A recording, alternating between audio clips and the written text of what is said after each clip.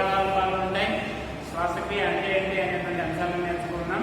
కాబట్టి ఇప్పటి క్లాస్ లోపల శ్వాసక్రియలో ఉన్నటువంటి శ్వాసక్రియ జరిగేటువంటి దశల గురించి నేర్చుకుంటున్నాం.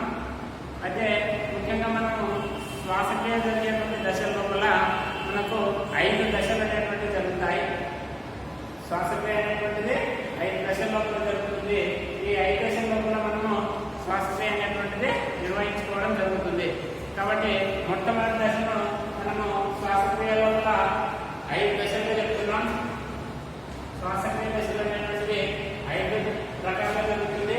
కాబట్టి దీని లోపల మనకు వెంటిలేషన్ లేదా దీన్ని మనం ఏమంటున్నాం అంటే శ్వాసించడము అంటున్నాం.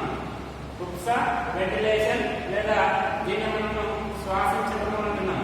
అదేవిధంగా బాహ్య శ్వాసక్రియ, మూడవది వాయువుల రవాణా, అదేవిధంగా అంతర శ్వాసక్రియ, అదేవిధంగా కణ శ్వాసక్రియ అనేటువంటి ఈ 5 దశల లోపల మనకు శ్వాసక్రియ అనేటువంటిది జరుగుతుంది.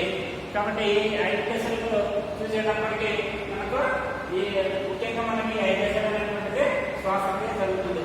మొట్టమొదటిది ఏంటంటే శ్వాసించడము లేదా దాన్ని మనం ఏమంటున్నామంటే కుప్స వెంటిలేషన్ అంటున్నాం. మనం ఏమంటున్నాం కుప్స వెంటిలేషన్ అంటున్నాం.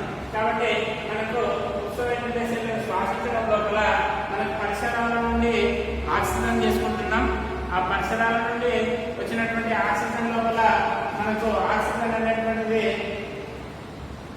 21% ఉంటుంది. మనం తీసుకునేటువంటి వాయువు లోపల మనకు ఆక్సిజన్ అనేటువంటి వాయువు 21% మన గాలి లోపల ఉండడం అనేటువంటిది జరుగుతుంది.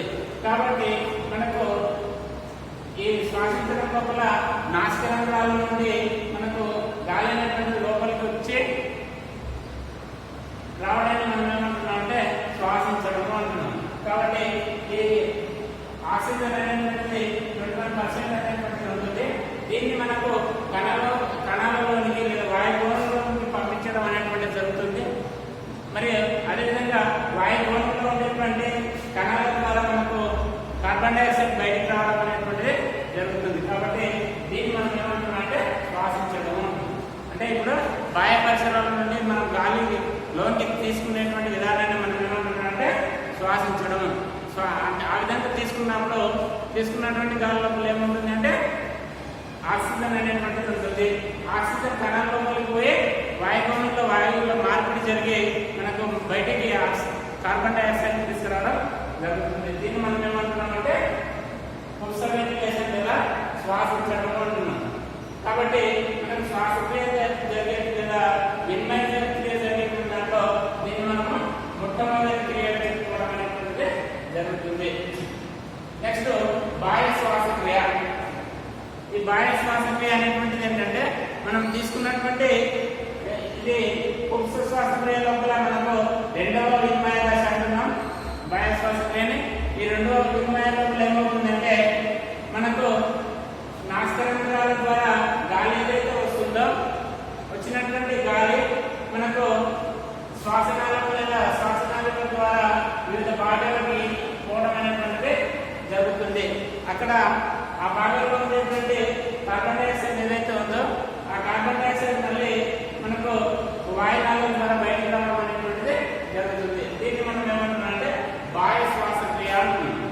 అంటే మనకు నాసికా రంధ్రాలతో నుండి వచ్చినటువంటి వాయువు ఏదైతే ఉందో ఇది రక్త కణాలలోకి మారడం, ఆ రక్త కణాల్లో ఉండేటువంటి కార్బన్ డైఆక్సైడ్ ఏదైతే ఉందో అది బయటికి వెళ్ళడం ఏదైతే ఉందో దాన్ని మనం ఏమంటున్నాం అంటే బాహ్య శ్వాసక్రియ అంటున్నాం. నెక్స్ట్ మనం వాయువుల రవాణా.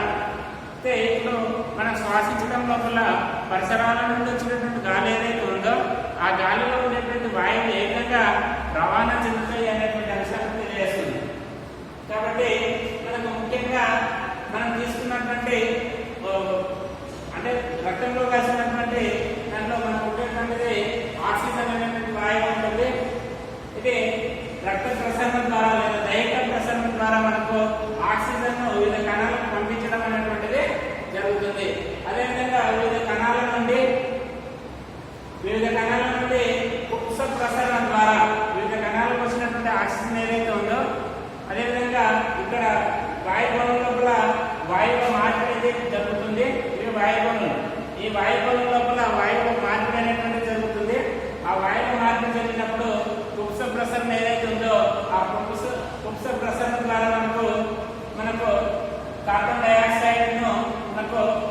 ఊపిరితిత్తులకు పంపించడం అనేటువంటిది జరుగుతుంది.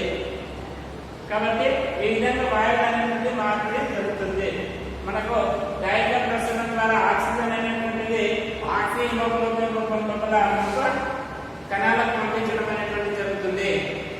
అదేవిధంగా మనకు వాయుగోళం లోపల విడుదలైనటువంటి వాయువు ఏమైతుందో ప్రసరణ ద్వారా మనకు అవి మనకు ఊపిరితిత్తులకు తీసుకురావడం అనేటువంటిది జరుగుతుంది. నెక్స్ట్ వన్ కణ శ్వాసక్రియ.